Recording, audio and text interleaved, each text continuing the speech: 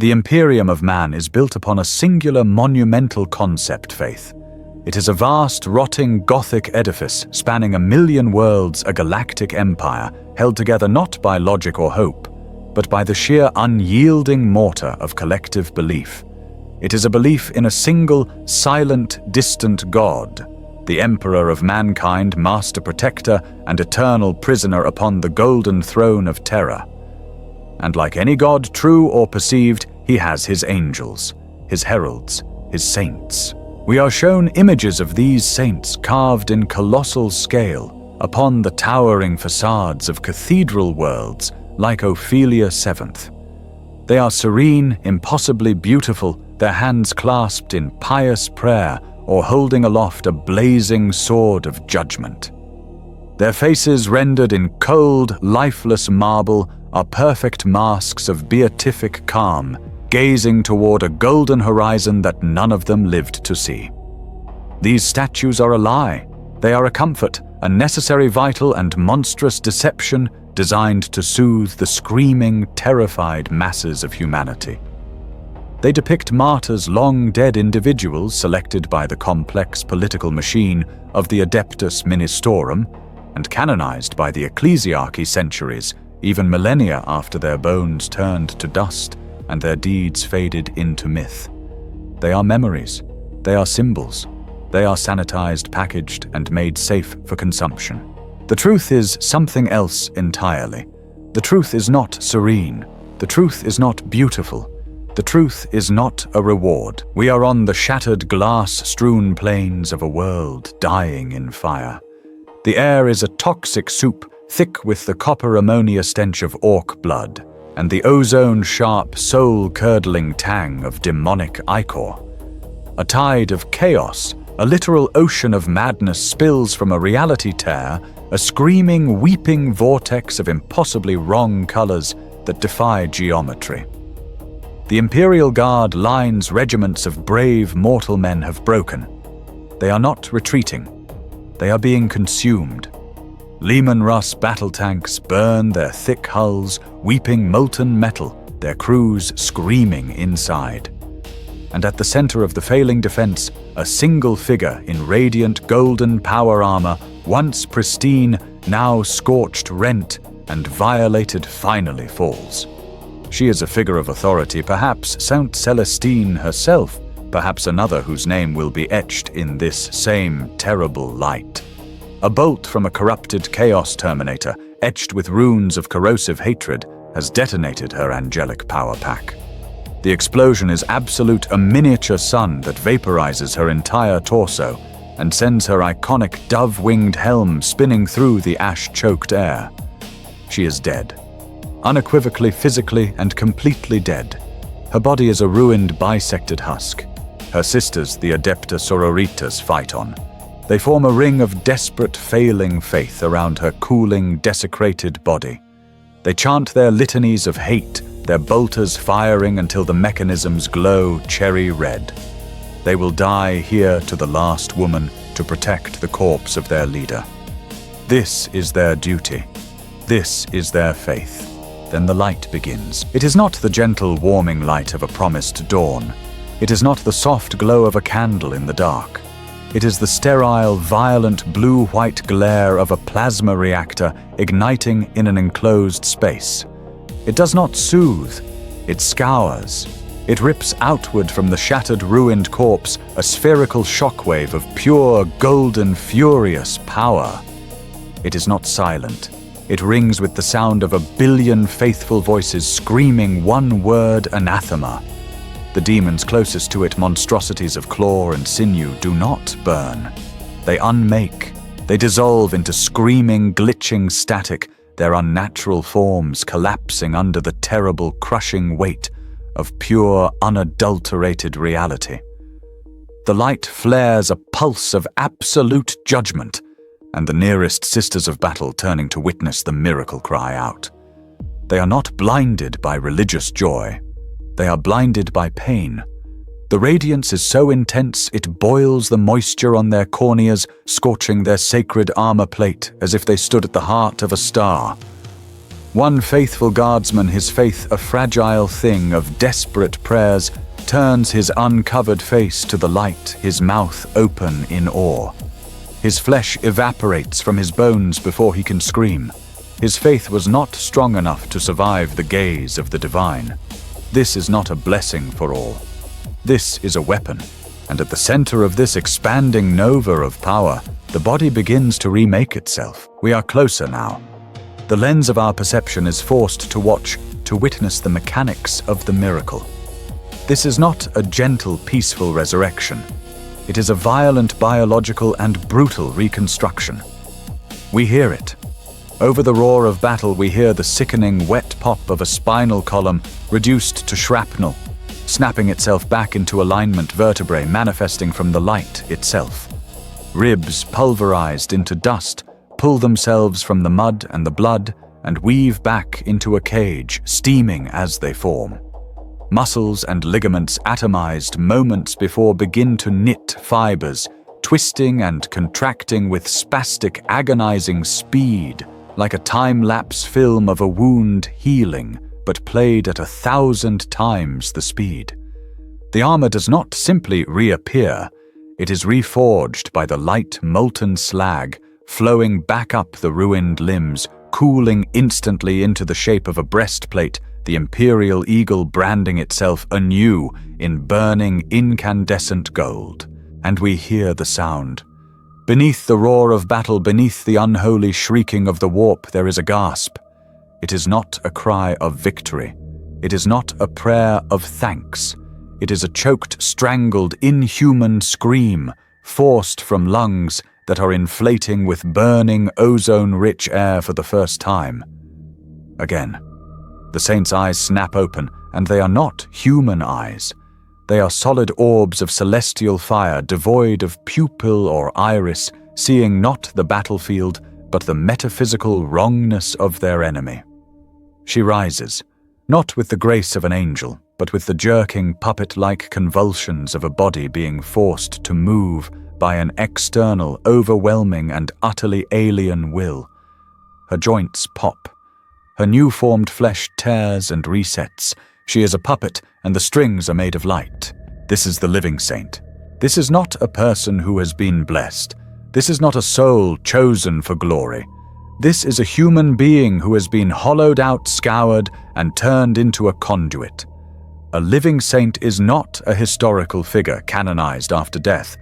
They are an active, living, and often recurring phenomenon. They are a direct channel for the power of the Emperor. And the Emperor, let us be clear, is not a gentle, loving god. He is a starving, dying, screaming psychic entity of unimaginable power, unimaginable rage, and unimaginable will, trapped on the golden throne of terror. His blessing is the focused energy of a collapsing star.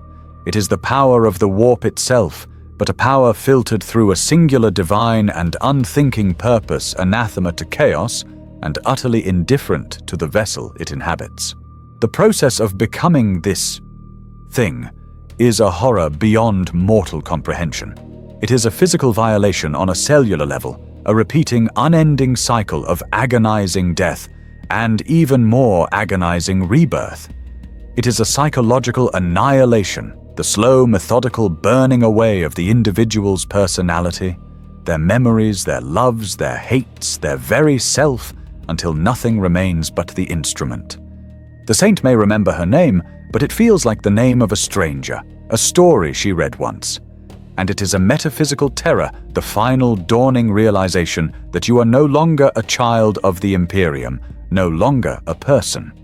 You are a tool, a divine weapon, a holy relic that still impossibly bleeds and screams, existing only to be pointed at the enemies of man, until it breaks only to be reforged and pointed once more. The Imperium calls it a miracle. The Ordo Hereticus, in its darkest, most heavily censored archives, calls it a contained psychic anomaly of the highest order, a phenomenon to be watched, vetted, and, if necessary, purged. The demons of the warp call it anathema, and they recoil from its light as a mortal recoils from a furnace. but for the soul trapped within the burning light, for the fragment of the woman who was it has only one name, a curse. The galaxy is vast, and trillions die in the Emperor's name every day. Their faith is a shield, a prayer, a whisper in the dark. But this fate, this terrible, glorious ascension is reserved for a vanishing few. It is a damnation born of ultimate, irrational devotion. So what does it take? What raw material is so pure, so strong, and so terrifyingly empty that it can withstand the focused, annihilating touch of a god? What then does it truly require for a mortal soul to be so cursed by such impossible divine greatness? To understand the saint, one must first understand the faith that births them. And faith in the vast, fractured Imperium is not a single monolithic concept. It is a spectrum, a sliding scale of desperation, duty, and madness. At its base, for the teeming, uncounted trillions, faith is fear. It is the superstitious prayer whispered by a hive welder in the dark, a plea for the sun to rise, for the radiation scrubbers to work, for the mutant in the underhive to pass by. It is the fear of the ecclesiarchy's enforcers, the fear of the Inquisitor's rosette, the terror of the Xenos beyond the void. This faith is passive, a shield of ignorance and trembling hope. It has no power. It is merely the background noise of a dying galaxy. Move up the spectrum. We find the faith of the Adeptus Ministorum itself, the ecclesiarchy. This is faith as control. It is a complex labyrinthine theology of tithes, penance, and law. It is a tool for governance, a structured dogma that binds a million worlds together. The cardinals and confessors who wield this faith believe certainly, but their belief is filtered through layers of political ambition, bureaucracy, and doctrine. Their faith is a hammer used to forge societal order. It is rigid, powerful in its own way, but it is defined. It has rules. It has limits. Further still, we reach the militant arms of the faith, the Crusaders, the Frateris militia, and their apex, the Adepta Sororitas, the Sisters of Battle. Here, faith is not a shield nor a tool of governance. It is a weapon. A Sister of Battle's faith is an active, burning, tangible thing. It is honed by prayer and bolter drill. It is a fire in her heart that gives her the strength to face a tyrannid monstrosity with only a chainsword and a hymn. Her faith is a fortress, a bulwark against the psychic horrors of the warp, a source of righteous, unyielding fury. Her devotion is absolute. Her loyalty is unquestionable. She will die for her emperor without a moment's hesitation. And yet even this, the white-hot zeal of the sororitas, is not enough. The raw material for sainthood, the seed of abnormality as the Ordo Hereticus terms it, is found beyond this fortress wall. It is found at the very breaking point of reason. The candidate for sainthood is not merely the most faithful soldier. She is the one whose faith has become so all-consuming that it has surpassed logic, duty, and even sanity. A standard canoness might order her sisters to hold a hopeless position because it is their duty, because the tactical situation demands the sacrifice. She does it with a heavy heart, but with conviction. The future saint, however, does not see it as a duty. She sees it as an opportunity. She does not die for the Imperium. She dies joyfully, ecstatically, because she believes her specific agonizing death will be a beautiful personal gift to the Emperor. She charges the demon prince not because she thinks she can win, not because she must buy time for others, but because she believes that the act of being torn asunder by such a creature while screaming his name will please him. This is the faith of the mad. It is a devotion so profound that it becomes irrational. It is a burning pathological need for divine recognition that frightens even other zealots. It is the faith of a martyr who does not simply accept death, but craves it as a form of union with the divine. It is a fanaticism that has burned away all other human instincts, self-preservation, fear, logic, leaving only a singular monolithic desire for sacrifice. This leads to the final crucial component, the rejection of self. This is not merely believing in the Emperor. This is not even serving the Emperor. This is the total systematic and deliberate erasure of the individual will, to be replaced by what the believer perceives as the Emperor's will. Most faithful servants of the Imperium believe, "My will aligns with the Emperor's." The Saint Candidate believes, "My will is the Emperor's. I have no will of my own." This is a subtle but terrifying distinction. It is an internal hollowing. Through excruciating prayer, constant self-flagellation, and mental exercises of self-denial, the candidate systematically destroys their own ego. They stop being I, a person, a sister, a daughter, and become a vessel. Their personal memories, their loves, their hates, their small human quirks, all are viewed as impurities. They are flaws in the mirror imperfections to be scoured away so that the Emperor's light might shine through perfectly. They are no longer a person serving a god. They are an absence waiting to be filled by a god. This is the true seed of sainthood. It is not a strong soul. It is a perfectly empty soul, a vacuum of self defined only by the singular burning obsessive concept of the Emperor. It is this terrible gaping void, this spiritual singularity of perfect, insane devotion that creates the resonance. It is the soil fertilized with madness and self-annihilation in which the impossible, terrifying miracle of the living saint can finally take root. This brings us to a fundamental question. A heresy whispered in the darkest halls of the Inquisition is the living saint. Then simply a psyche, is this divine miracle merely a manifestation of uncontrolled, latent psychic ability, ignited by the trauma of battle and the delirium of faith? The answer is a dangerous, emphatic no. To equate the two is to misunderstand the very nature of the channel. A psyche is a gateway, a wound, a crack in the fabric of reality. The psyche pulls. They reach into the immaterium, the roiling, chaotic sea of emotion and madness, and draw forth power. They are a tap connected to an ocean of potential, but an ocean that is filthy, teeming with predators, and utterly inimical to mortal life. This is their curse. The power they wield is never truly their own, and it is always stained by the raw, unfiltered essence of the warp. Every time they use their gift, they risk demonic possession, madness, or a catastrophic physical alteration. They are a vulnerability, a weak point in the veil. The living saint is not a gateway. They are a conduit. They do not pull power from the warp. They are a vessel into which power from a singular specific source is poured, the Emperor. This is the conduit theory. The saint is not a psyche in any traditional sense. They are perhaps the ultimate opposite of a pariah. A pariah, the blank or untouchable, possesses a negative soul presence. They are a psychic black hole, a void that negates the warp, causing pain and revulsion in psyches and demons alike. Their very presence suffocates the immaterium. The future saint then might be described as an inverse pariah. They are not a void, but a perfect resonator. Their soul, through the process of self-annihilation and obsessive singular faith, as described in their madness, has been tuned. It vibrates at a perfect singular frequency. That frequency is the note of the Emperor's own power. They are a flawless crystal waiting to be struck by a specific tuning fork. While a normal psyche's soul is a raging, discordant noise of many frequencies, the Saint Candidate's soul is a pure, silent potential. This is precisely why a conventional psyche cannot become a living saint. One might ask, why not choose a powerful, faithful astropath, or a righteous, sanctioned psyche, or even a pious space marine librarian?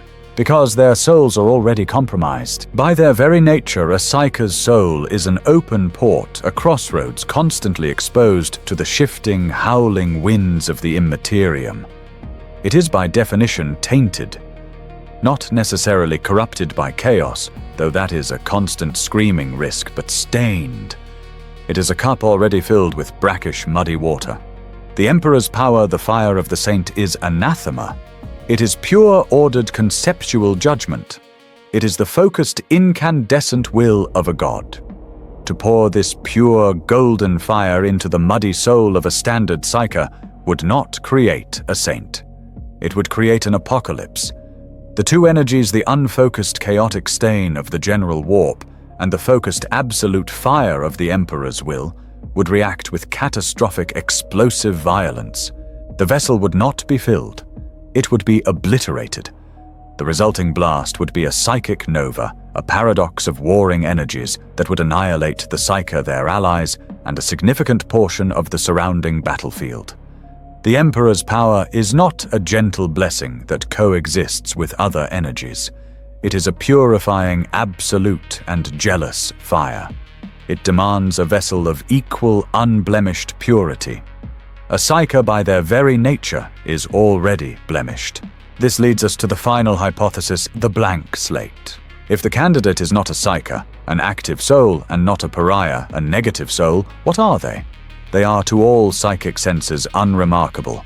They do not glow in the warp. They do not cast a shadow. They simply are. The ideal candidate? The raw material for sainthood is a soul that is strong but inert.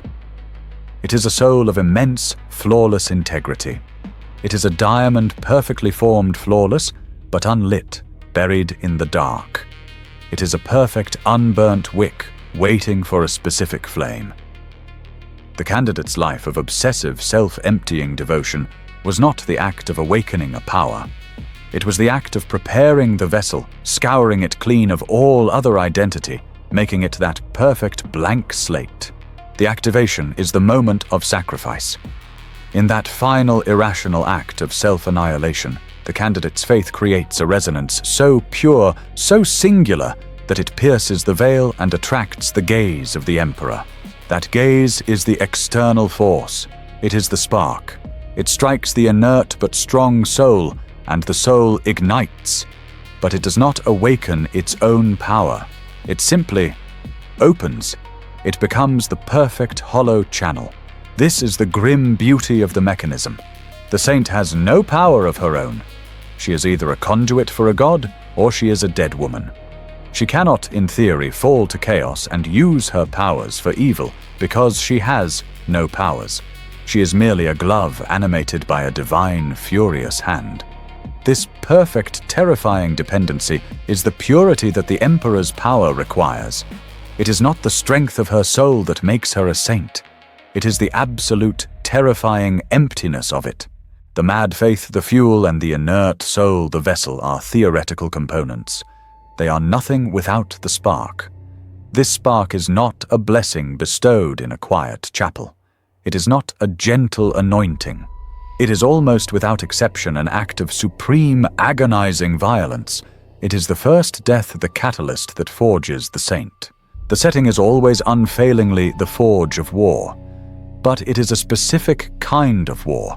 It is not a battle of equals. It is not a glorious charge. It is a moment of absolute tactical and strategic despair. It is the forlorn hope. Imagine a fortress world, its primary defenses shattered. A retreat has been sounded. The orders are clear. Consolidate at the secondary line. The outer bastion is lost. A regiment of the Imperial Guard, broken and bleeding, is streaming back through the rear sally port. But the port's massive blast doors are failing, their mechanisms choked with rubble. They need 10 more minutes to cycle closed. If they don't, the entire city, the millions of civilians, the primary command center, will be overrun by the pursuing horde. This is the scenario. Hopeless. The rearguard is ordered to fall back to save themselves. The position is untenable. To stay is not bravery. It is suicide. And this is where we find our candidate. She is a sister of battle, one of the rearguard. Her canoness superior, her face a mask of blood and grim duty, gives the final order, retreat. All units fall back to the rally point. That is an order in his name. Her squad mates turn firing as they move, obeying the logic of war. But the candidate does not. She stops. She turns her gaze not to the retreating forms of her sisters, but to the breach. And she sees it. The enemy. It is not merely a tide of cultists or traitor Astartes. At its head, wreathed in an aura of blood madness, is a thing of brass and endless fury. A bloodthirster of Khorne, a greater demon, a demigod of slaughter. It is the end of all things, an entity that has butchered worlds. A rational soldier, even a faithful one, would feel terror. A rational canoness would order an orbital strike upon her own position. Our candidate feels joy. This is the madness made manifest. This is the breaking point of reason. She does not see an enemy to be feared. She sees a purpose. She does not think I must buy 10 minutes for the door.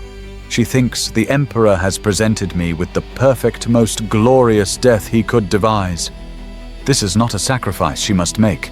It is a privilege she has been offered. She turns to her squad leader, and her face is not a mask of grim resolve. It is ecstatic. Tears of rapture stream through the grime on her face. "He has called me," she whispers. "It is a revelation." She shoves her fellow sister towards the door. "Go, live, tell them he is here." And she turns, alone. One mortal woman in battered armor, her bolter empty, a chainsword snarled with gore. She ignites her power sword, its blue field humming in the blood-red air. She stands before the onrushing, screaming tide, and she raises her blade. She begins to chant not a litany of defense, but a hymn of praise. She is alone against a legion led by a demon god. And she charges. This is the act of martyrdom. It is the ultimate glorious, irrational act of faith. It is the final and total rejection of self-preservation, of logic, and of military protocol in favor of a single ecstatic, suicidal impulse of devotion. The death itself, it is not beautiful. The demon, a creature of pure, unsubtle rage, is insulted by this. This tiny, joyous mortal, this gnat, dares to welcome its fury. It does not honor her with a duel. It swats her. The blow is a physical impossibility. The sheer kinetic force of the bloodthirster's charge connects. Her power armor, crafted by adepts of Mars, dissolves into shrapnel. We are forced to witness the physics of the impact. Every bone in her upper torso, her arms, her skull shatters simultaneously. Her power sword is vaporized. Her body is hurled back, a broken, limp doll, striking the half-closed blast door with a wet, definitive thud. She is dead. Instantly. Her heart has stopped. Her brain is annihilated. Her body is a ruined sack of meat and broken ceramite. The demon roars in triumph, raising its great axe to claim her skull, to consume the faint, fading echo of her soul. This is the moment, the breaking, in that infinitesimal pause between her physical death and her spiritual annihilation. Her soul is released. And it is everything we discussed. It is not a psyker's screaming vortex. It is not a pariah's black void. It is a single, perfect, inert thing. It is the purest vacuum of self, defined only by that last ecstatic thought for the Emperor. In the Imperium, a reality of raging, screaming emotion, this soul does not scream. It shines. It is a pure, golden note, a singularity of faith. It is so different, so anomalous, that it is anathema. The bloodthirster, reaching out to consume it, recoils. That pure, perfect resonance is painful to it. And that shining, pure, anomalous soul, that perfect blank slate, now triggered by the ultimate sacrifice, acts as a beacon. Across the impossible, unnavigable gulf of the galaxy, through the roaring madness of the warp, that single pure note travels. It pierces the static, the noise of a trillion other dying souls. It reaches beyond the Astronomicon. It reaches Terra, and he sees it. It is not a gentle gaze. It is not a loving father looking down.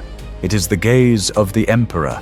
It is the crushing solar flare focus of a psychic god. It is the attention of a starving, furious mind that has waited 10,000 years for this exact resonance. The gaze locks on. It seizes the soul. It is a hook, a line, a chain of golden, unimaginable power that arrests the soul's journey into oblivion. The demon, snarling, sees this new light, this true anathema, and it roars in fear. The catalyst is complete. The sacrifice has been made. The gaze has been met.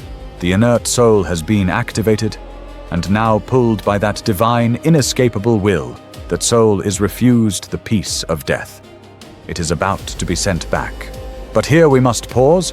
We must inject the cold, brutal logic of the Imperium. Because this gaze, this attention of the Emperor, is not the only force scanning the immaterium. The warp is not an empty void. It is a chaotic ocean, a metaphysical dimension of emotion. And that final act, that ecstatic, joyous martyrdom, that pure, shining soul that is not a whisper. It is an explosion of emotional energy. It is a lighthouse erupting in a dark ocean. And a lighthouse does not guide only friendly ships. It is seen by all. It attracts predators. It illuminates the monsters that lurk in the deep. This is the great, terrifying, grimdark ambiguity. The Emperor's gaze may be one force drawn to that beacon, but every force is drawn to it. The gods of chaos, those vast, sentient, malignant tumors of the soul, are starving. They feed on this. A soul shining with such pure faith is a delicacy, a trophy. And one of them, Sinch, the architect of fate, the changer of ways, is a master of mimicry. He is the god of false hope, the great deceiver who delights in twisting the symbols of the Imperium against itself. What if the hand that catches that falling soul is not gold?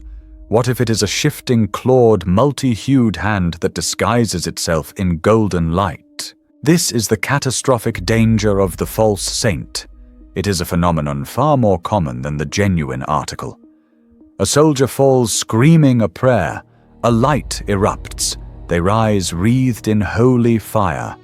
But the fire is a sickly, polychromatic blue and pink. They speak in holy tongues, but the words are a reversed litany of demonic names. The soldiers around them, desperate for a miracle, fall to their knees in worship. And the trap is sprung. The saint detonates, becoming a living portal of flesh and bone, a gateway from which the demonic legions of the deceiver pour forth. The greatest act of faith is twisted into the most profound act of heresy. Or perhaps the miracle is more mundane. Perhaps the candidate was a latent psyche, an unstable, undiscovered mind. The trauma of her death, the sheer terror and desperation of the moment, simply broke her mental restraints. She erupts a psychic bomb. She immolates the enemy and her retreating comrades. She rises, babbling eyes glowing, convinced she is the chosen of the Emperor, when in fact she is merely a misfired weapon, a danger to everyone around her. This is why the Imperium's reaction to a miracle is not celebration.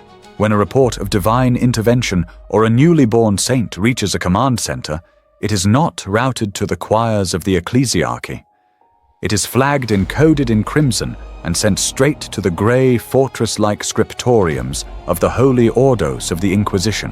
When an inquisitor of the Ordo Hereticus hears of a miracle, his first immediate instinct is not joy. It is suspicion. It is a cold, procedural, and absolute suspicion. His first question is never how may we honor this new saint, it is how do we contain this psychic anomaly? The default assumption, the operating procedure of the Ordo Hereticus is not, this is a gift. It is, this is a trap. A delegation is dispatched. But it is not a delegation of priests bearing holy oils and laurels. It is an inquisitorial kill team. It consists of hardened stormtroopers, their armor scrubbed of all identifying marks. It includes a sanctioned psyker, his eyes stitched shut, brought to smell the psychic resonance of the miracle. It includes, most terrifyingly, a sister of silence, a pariah, a blank brought to stand in the saint's presence. If the saint's power is of the warp, she will scream in the pariah's null aura. If she is a demon host, the pariah's presence will be torture, forcing the creature within to reveal itself. This is the razor's edge. The newborn saint, in her moment of disorientation, her soul still reeling, is met not by allies. She is met by judges, their fingers on their bolter triggers. The Ordo Hereticus would rather, and has mistakenly, execute 1,000 true saints than allow a single cleverly disguised demon host to ascend to a position of power. The survival of the Imperium is built not on accepting miracles, but on doubting them to the point of execution. The gaze does not merely pull, it compresses. It takes the terrified, ecstatic, annihilated soul and shoves it with the force of a tectonic plate back into the ruined meat it just abandoned. On the ground, the corpse jerks. It is not a resurrection. It is an ignition. The light that had been a pinpoint beacon a moment before now returns, but it is no longer a call. It is an answer. It erupts from the mangled body not as a gentle halo, but as a column of raw physical force. It is the golden, furious, star-hot light of the Emperor's unadulterated rage. It is not warm.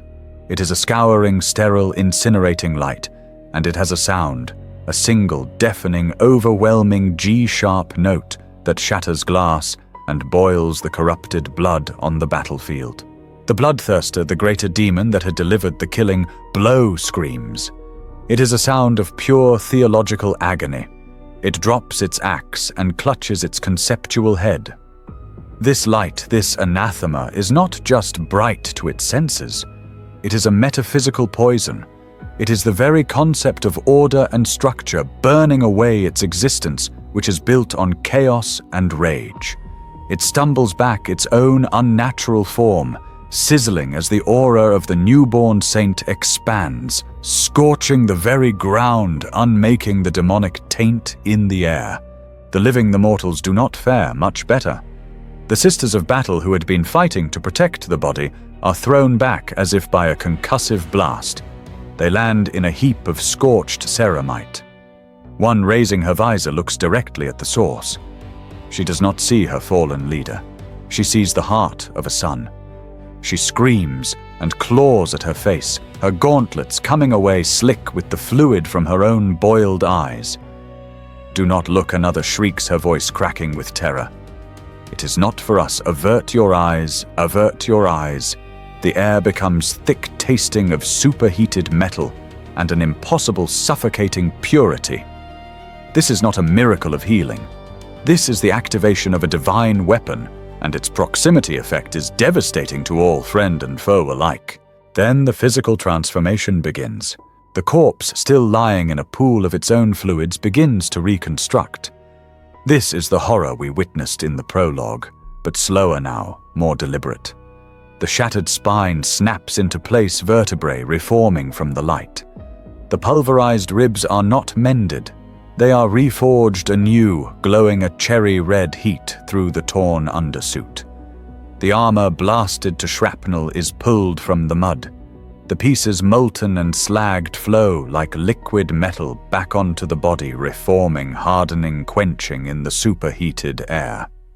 The Imperial Aquila on the breastplate is reborn not as metal, but as a three-dimensional living brand of pure golden fire. The saint rises. Her movements are wrong.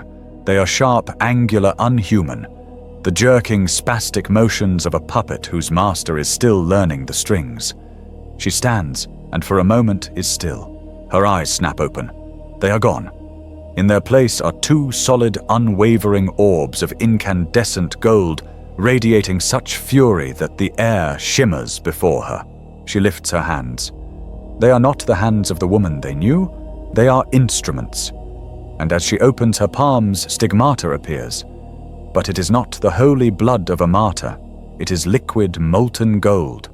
Droplets of burning divine metal form in her palms, sizzle with impossible heat, and drip onto the rockcrete floor. Each drop burns a smoking, bubbling hole clear through the stone. This is not the blood of life. It is the ichor of a god. She opens her mouth, perhaps to speak her old name, perhaps to cry out in pain from this agonizing reformation. The voice that emerges is not her own. It is a polyphonic, layered, terrifying sound. At its core is the woman's voice, Katerine or Sabina or whatever she was called. But it is buried. It is an echo, a resonance. Overlaid upon it is the sound of a cathedral organ playing a battle hymn. Beneath it is the roar of a plasma furnace. And threaded through it all is the sound of a billion faithful souls whispering, "Hate, kill, purge." It is the voice of righteous, divine, impersonal phobia. It is the voice of the Imperium itself made manifest. The voice thunders a sound that physically shakes the rubble. "Am the will of him, I am his Wrath. The effect on her comrades is absolute.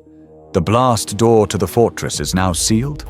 The surviving sisters of her squad, the women who trained with her, ate with her, and prayed beside her for decades, are trapped in the outer bastion with this thing. They stare, their bolters lowered, their faces pale with a new kind of terror. This is not awe. This is not relief.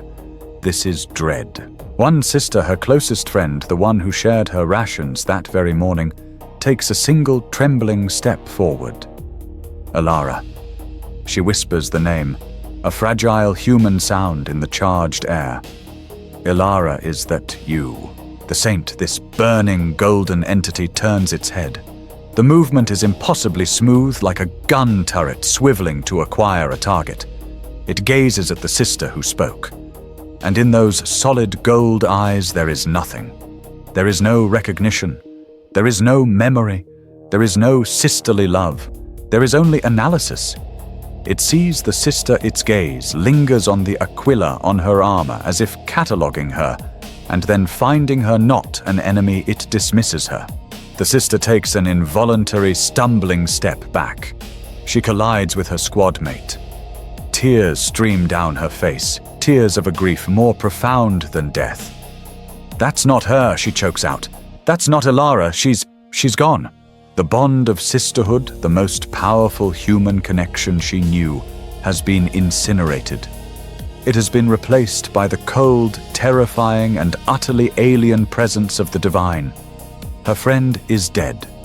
In her place stands a monster made of light, a beautiful, terrible weapon, wearing her friend's face as a mask. The saint, ignoring the humans cowering behind it, turns its full, burning, wrathful attention to the bloodthirster. Its new, reforged sword ignites in its hand, and it begins to advance. The women left behind are no longer its sisters. They are merely witnesses. The saint advances. The bloodthirster, a being of pure, undiluted rage, now feels a new, unfamiliar emotion, fear. But its nature is fury, and fear is merely a catalyst for greater violence. It roars a sound that shakes the foundation of the bastion, and it meets her charge. What follows is not a duel. It is a collision of concepts. It is the physics of reality crashing against the mathematics of madness. The saint is a blur of golden light. Her movements no longer human, but perfected. She ducks under a swing that would have vaporized a battle tank, the wind of the blow screaming past her. She moves between the demon's attacks, a golden thread, weaving through a storm of brass and fire. Her newly forged sword, no longer mere steel, but a blade of pure, solidified belief, connects. It carves a canyon of golden fire across the bloodthirster's chest. The demon screams. It is not a cry of pain, but offense.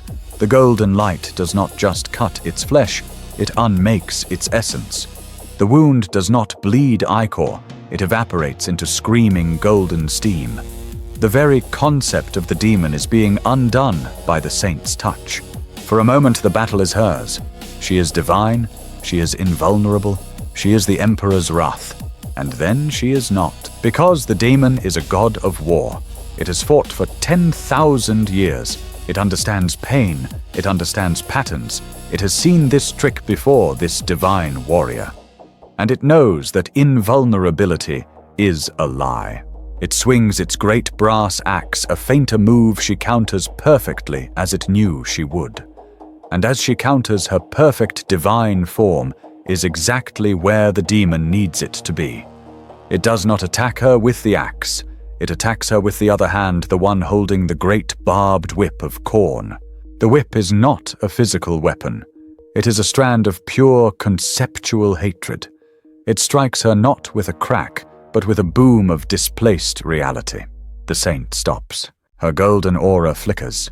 The whip coils around her torso, and its barbs, each one a screaming demonic soul bite. They find no purchase in the divine light, so they dig for the mortal flesh beneath. The saint's perfect remade body is hooked. The bloodthirster pulls. It is the single most violent act we have yet witnessed. The saint, the divine vessel, is torn in half. Her upper torso is ripped clean from her lower body, a spray of molten gold blood and vaporized organs erupting into the air. Her legs, still anchored to the ground by faith, remain standing for a second. Her upper body is flung across the chamber, crashing into a pile of rubble. She is dead. Again. This time she is not merely slain. She is butchered. She is dismembered. The daemon roars in triumph. It has done it. It has torn the vessel. It has broken the conduit.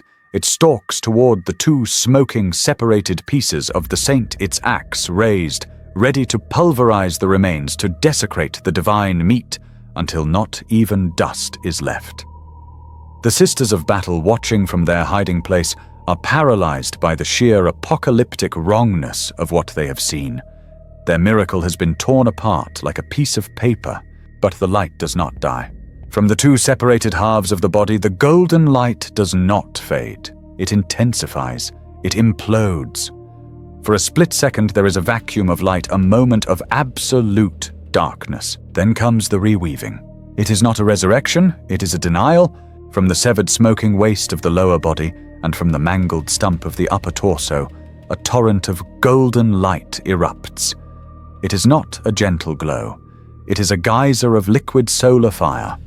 The two streams of light reach across the meters of rubble, touch and fuse. A bridge of pure, screaming energy forms, and along this bridge the reconstruction begins. It is not gentle. It is not clean. It is convulsive. We are forced to watch. A new spinal column snaps into existence within the beam of light vertebrae of solid gold, forming one by one with sharp, audible cracks.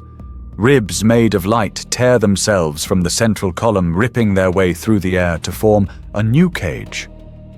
Then the muscle. It is a weft and weave of energy fibers of gold and red, twisting, knotting, pulling. The sound is not just cracking, but a tearing sound, a shrieking of new matter being forced into a shape against its will. The saint's body, caught in this beam, begins to seize and convulse violently. She is a puppet, not on strings, but on a rack. Her mouth, the one on the face in the rubble, is wide open in a silent, impossible scream, a rictus of agony that has no voice, only the overwhelming, multitonal roar of the light. The daemon watches this frozen in place. It is not in awe. It is disgusted. It is horrified. This is not possible. This is a violation. This is unnatural even to a being of the warp.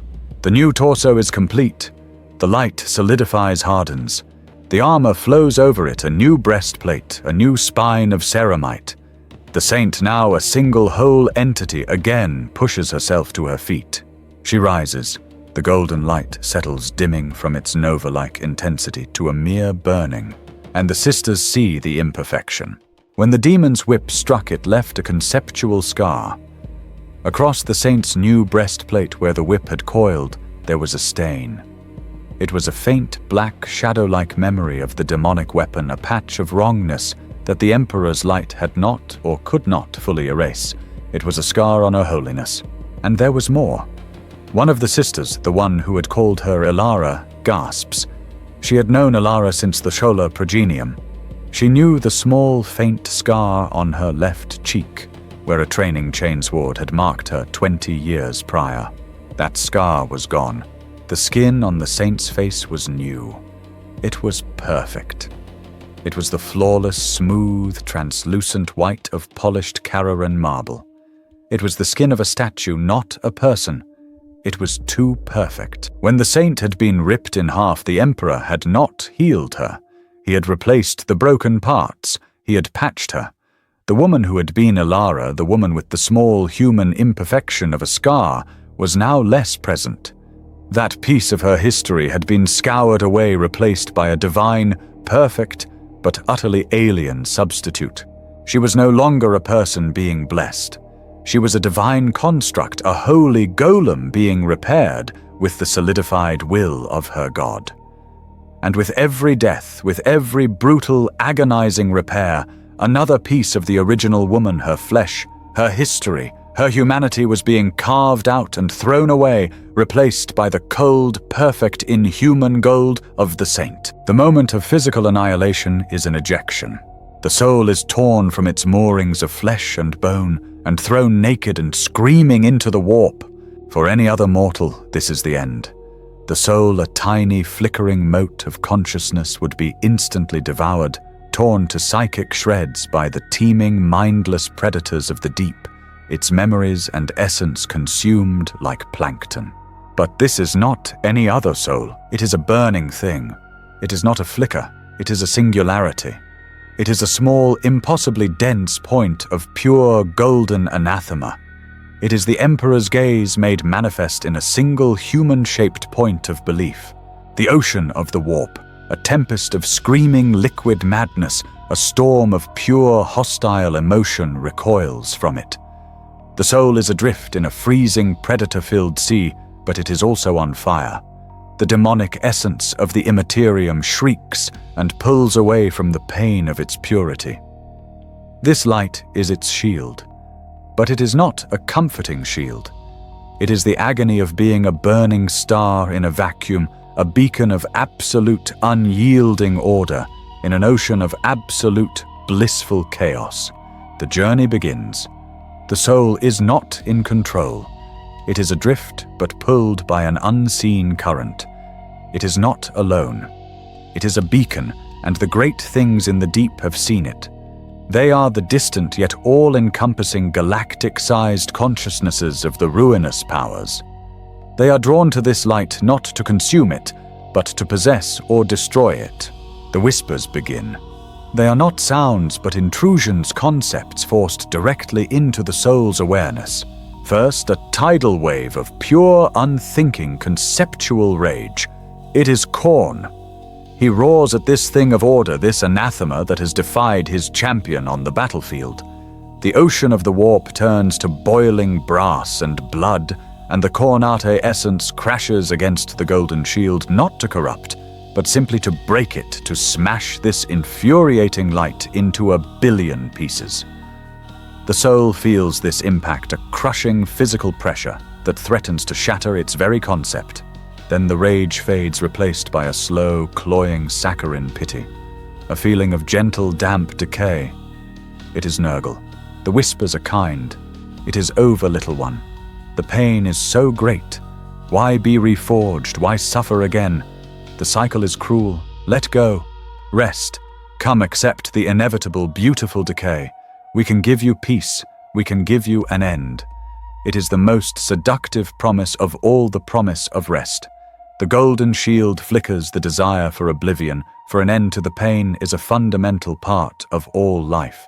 The pity is cut away by a billion chattering, lying, crystalline voices. It is Tzeentch. The whispers are not seductive. They are insidious. This isn't his will, it's a lie. He is not your god. He is your jailer. That scar wasn't erased, it was stolen from you. He is unmaking you. You are just a puppet, a tool. We can give you real power, your own power. You can be a goddess. It is an assault of pure, unadulterated doubt, 1,000 truths wrapped in 1,000,000 lies, seeking a single crack in the soul's faith. Finally, the whispers are drowned by an overwhelming, agonizing sensation. It is Slaanesh. It is not a voice. It is a feeling. The joy of that first martyrdom amplified 1,000,000 times. The ecstasy of the pain from the whip. The perfection of the golden light. The beauty of the new, flawless skin. Doesn't it feel good to be so pure? Doesn't the pain make you feel divine? Let us perfect you. Let us make you beautiful. It is the temptation of pride, the desire to be the god, not just the servant. All these whispers, this combined assault of rage, pity, doubt, and pride, claw at the golden shield. They are the ultimate predators, and this soul is the ultimate prize, a beacon of pure divine hope that they desperately wish to corrupt and consume. The soul endures. It has no self left to doubt, no pride left to tempt. It is only the conduit. And then it feels the hook, the gaze of the Emperor, which had been its shield, now becomes its leash. It is an unyielding, unbreakable, impersonal force. It is not a gentle, loving hand reaching down to save. It is a metaphysical gaff hook. It is a length of burning golden chain that sinks deep into the soul's essence, and it yanks. This is the true torture. It is the denial of choice. The soul is dragged screaming silently away from the promises of rest, away from the lies of freedom. It is not allowed the peace of oblivion. It is refused the right to move on. It is a soldier who is never ever allowed to go off duty, never allowed to rest, never allowed to die. The feeling is a violation. The hook sinks in, and the soul is reeled in with irresistible divine force. It is pulled back through the roiling, shrieking tempest of the warp, back across the psychic gulf, back toward the pinprick of reality, where its broken, torn, mangled vessel lies. It is the sensation of being forced back into a cold, broken, painful prison. It is the ultimate expression of duty over desire. She is not allowed to die. She is commanded to live. And the command is impersonal, absolute, and agonizing. The soul slams back into the reforming, convulsing flesh on the battlefield, bringing the light, the fire, and the screaming metaphysical agony of the Imperium with it. This is the source of the reweaving light. It is not just the Emperor's power flowing in, it is her soul saturated in that power, having survived the tempest, being reinserted with all the trauma and horror of its journey still clinging to it. The saint, her body whole, again opens her golden eyes, and in them is the fresh, screaming horror of the hell she has just been dragged back from. But as she looks, she thinks, and the thoughts are wrong. She feels the new, flawless skin of her face, the place where the scar was. She tries to remember it. The scar. She got it in the schola. A training accident. Her partner, sister. What was her name? Amalthea number Irina Illyria. The name. It's thin. It is a piece of ancient brittle parchment held too close to a flame. The edges are curling, blackening. The ink which was once so clear is fading to a pale, unreadable brown. She knows she is supposed to know the name, but the memory itself has no substance. It is an empty file. The fire that reforges the flesh also cauterizes the mind. Each cycle of death and rebirth, each agonizing journey through the warp and back is a scouring. It is a holy deletion. The Emperor's light in its absolute jealous purity cannot coexist with the clutter of a mortal life. It views them as impurities. The name of her schola progenium drill abbess, a woman she hated and respected for 20 years, gone, vaporized.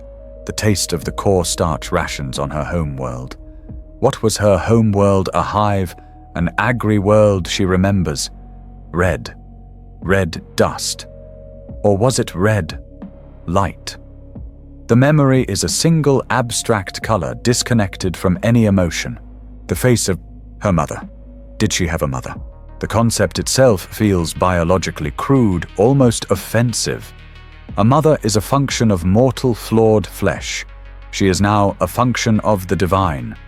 The two are incompatible. These memories are not simply taken from her. They are burned away as dross. They are the slag, the imperfection that rises to the surface of the molten gold of her new soul, and is scraped off, discarded, and forgotten. The name, Ilara. She hears it in her mind, the faint, dying echo of her friend's voice from before Ilara. It is just a sound, a word. It is a historical designation for the vessel before its consecration. It no longer has any meaning. It does not refer to her. She is the saint. This is the price. The vacuum of her personality, the hollowing out of herself, is not left empty. That would be inefficient. It is filled. It is flooded to the very brim by the gaze that holds her, by the divine impersonal will that now animates her. But this will of the Emperor is not a set of clear tactical instructions. It is not a gentle guiding hand. It is not a voice whispering strafe left attack the knee joint. It is not even a presence, it is a roar. It is a deafening, continuous, multi-billion-souled scream of concepts, a psychic pressure that fills every newly emptied space in her consciousness. It is a trinity of absolute, non-negotiable holy commands. First and loudest is duty. It is an unyielding, crushing, non-negotiable weight. The door must be held. The retreat must be protected. The anathema must be destroyed. There is no alternative. There is no failure. There is no retreat. There is only the act. It is a command as fundamental as gravity. Second is rage. But it is not the hot, emotional, self-indulgent rage of the bloodthirster. It is a cold rage. It is the pure, white-hot, impersonal fury of a collapsing star. It is the conceptual hatred of the concept of the enemy, the demon, the xenos, the heretic, the unbeliever. It is a phobic, absolute, existential rejection. It does not feel, it simply is. And third is war. Not as a state of being, not as a temporary struggle. It is the purpose. The galaxy is war. Life is war. Her new eternal existence is war. There is no after. There is no peace. There is no reward. There is only the eternal, grinding, necessary function of conflict. This is her new mind. A trinity of terrible, absolute commands. It must be done. It must be hated. It must be fought. And so the transformation is complete. The bloodthirster, recovering from its shock at her second rebirth, roars and charges again. The saint no longer Ilara meets it. Her former sisters, watching from the shadows, see the final terrible change. Before her first death, she fought with the skill and zeal of a sister of battle. She fought with passion. After her first rebirth, she fought with the fury of a newborn miracle, a thing of rage and fire. Now, she fights with the inevitability of a natural disaster. She is no longer a person carrying out the Emperor's will. She is the Emperor's will, wearing a suit of armor and flesh. Her movements are no longer just fast, they are economical. They are perfect. Every thrust of her golden sword is a killing blow. Every parry is a mathematical certainty. She does not feel hatred for the demon. She is the concept of hatred applied with surgical precision. She does not feel the burden of duty. She is the embodiment of duty in motion. She is a puppet, a divine, golden, and terrifyingly beautiful marionette. The woman Ilara was the glove. Now the hand of the Emperor is inside it. The hand is moving the fingers. The glove has no say. It has no thought. It is merely the interface between the divine will and the material world. Her former sisters watch, and the last fragile shred of their hope for Ilara dies. They are watching a thing, a holy automaton, dismembering a demigod of chaos. And it is doing so not with passion, not with zeal, but with the cold, brutal, and utterly impersonal efficiency of a machine. The human being is gone. Only the saint remains. The aura, the nimbus of golden light that surrounds her, is not merely a shield. It is a broadcast. It is a psychic conceptual pressure that radiates outward, imposing its truth upon all who behold it. She turns her gaze from the spot where the demon evaporated, and she looks upon the remaining cowering cultists, heretics, who had been fighting alongside the beast. They are paralyzed not by fear of her blade, but by her presence. Her aura is the aura of truth. And to a heretic, the Emperor's truth is not a gentle revelation. It is an acid. The cultists, their minds filled with the sweet promises of chaos, are suddenly violently forced to see their gods as they are. They see the lying, manipulative, selfish, rotting core of their faith. They are not convinced of the Emperor's divinity. They are crushed by it. A wave of madness ripples through them. One man, a champion in corrupted armor, drops his axe, looks at his own hands, now tainted in his eyes, and begins to scream. It is not a battle cry. It is a scream of pure existential agony. He claws at his own face, trying to dig out the lie he has been living. Another simply collapses, her mind shattering, reduced to a whimpering catatonic state. The paradox of two warring truths having simply deleted her personality. They are not defeated. They are broken. This is the power of the saint. Her very presence is a weapon that annihilates the free will of the enemy, leaving them as shattered psychological husks. Then she turns to her allies, to the two surviving sisters of battle, her friends still huddled in the rubble. The terror in their eyes, the grief for Ilara the human doubt. It meets the aura, and the aura corrects it. The sister who had wept for her lost friend suddenly stops. Her face goes slack, her eyes wide with horror, clear. A new, terrible serenity washes over her. The doubt, it's gone. The grief, it's gone. Her personality, her love for her friend, it is burned away by the aura's truth. All that is left is a singular, shining, empty concept. This is the will of the Emperor. She rises to her feet, not as a friend, but as a disciple. Her face is a mask of pure, unthinking, ecstatic devotion. She has been hollowed out by the saint's mere presence, just as the saint was hollowed out by the Emperor. The saint has not inspired her. She has infected her, turning her into another fanatic, another puppet. This is the burden of her truth. It does not tolerate other truths, not even the truth of friendship or grief. One heretic stronger than the others, his mind not yet broken, leaps from the shadows. He is a minor psyker, his eyes glowing with a faint, dirty power. He shries, "Die, you lie," and lunges a crackling knife of warp energy in his hand. The saint does not move. She does not raise her sword. She does not even look at him. She simply judges. She raises her open palm, and from it the cleansing fire is born. It is not the red and orange fire of Prometheum. It is a torrent of liquid golden light. It is the same fire that reforges her armor, the same fire that flows in her stigmata. It strikes the psyker, and he screams. He screams in two voices. The first scream is physical. It is the sound of his flesh evaporating. The fire is so pure, so hot, that his body does not burn. It sublimates. His armor, his bones, his organs are turned to fine white ash in less than a second. It is a complete physical annihilation. But the second scream is worse. As the body vanishes, a faint, shadowy, human-shaped outline of hissing static is left behind. It is his soul, and the golden fire clings to it.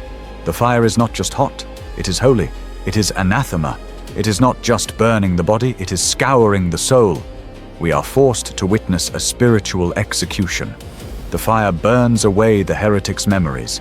It burns away his name. It burns away his identity.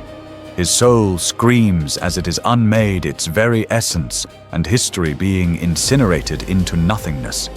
It is not just death. It is deletion from existence itself. It is the ultimate terrifying power of the saint, not just to kill, but to erase. The fire dies.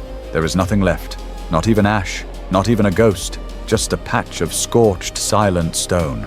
The saint stands in the silence. Her surviving sisters are now on their knees, their heads bowed, chanting in mindless, forced adoration.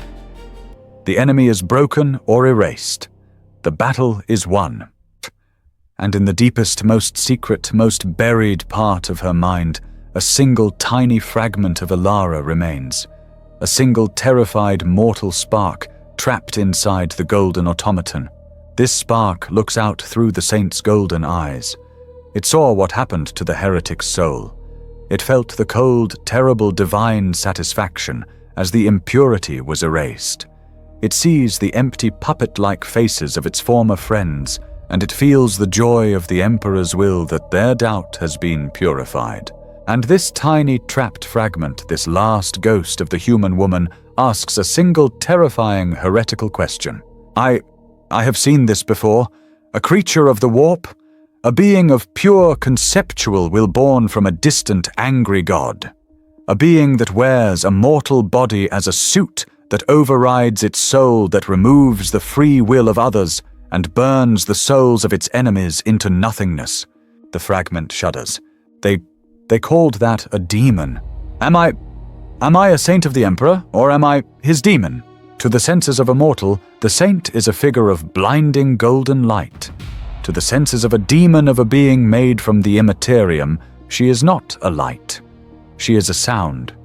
She is a single perfect, impossibly high-pitched screaming note that cuts through the discordant, chaotic noise of their entire existence. And it is agonizing. It is not a burn in the mortal sense. It is a cold fire. It is an abrasive purity. It is the sound of a billion voices chanting a single word in perfect, terrifying unison, drowning out their own thoughts. It is anathema. It is the concept of order structure and singular faith, and to a creature of multiplicity chaos and unrestrained emotion, it is the most painful, offensive, disgusting thing in all of creation. The bloodthirster's banishment was not a quiet event. It was a psychic scream that echoed back into the warp, a cry of pure, undiluted agony and failure. And that scream was heard. Instantly across the entire sector, every demonic entity, every minor warp predator, every hovering, formless consciousness turns. Their collective, fragmented attention snaps into focus, drawn to the source of that scream, drawn to the thing that caused it. They are moths, and she is a star, but they do not fly to it seeking warmth. They fly to it out of a fundamental biological need to smother it. It is a splinter in the fabric of their reality. It is a nail scraping across the blackboard of their consciousness. It must be extinguished. It must be silenced. And so the war changes. To the mortal commanders of the Chaos Forces, the traitor Astartes of the Word-bearers, the Dark Magi, the cultist prophets, this event is more than a tactical setback. It is a theological crisis.